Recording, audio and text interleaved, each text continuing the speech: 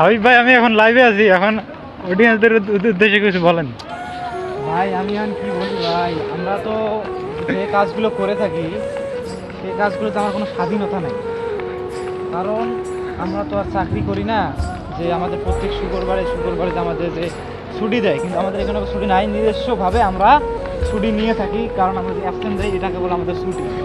কারণ আর আজকে সারাদিন ভাই আমি রড টানলাম ভাই, সারাদিন আমি রড টানলাম, তারপরে আমাদের রড টানা এখনো হয়নি।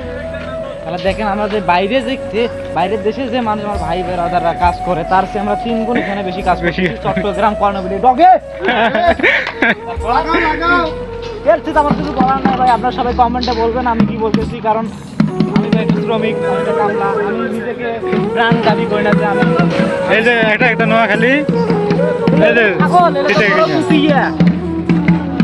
ভাই। আমার যদি ডায়লগটা ভালো লাগে ভাই, এই চ্যানেলটাকে এটা সাবস্ক্রাইব করেন, লাইক কমেন্ট শেয়ার করতেন ভাই। অবশ্যই।